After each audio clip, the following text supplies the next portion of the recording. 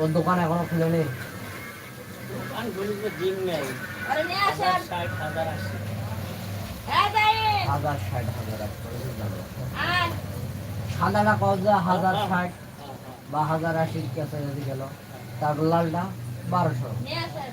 লালটা কত? না 1100। না তা আমি শুনি নাই। ওর যেটা দরকার আমি সেটা শুনি। ও এটা ডিম নেই। কেন নিছেন? অন্য জায়গা থেকে নিলে ওর কাছে তো ডিম নাই।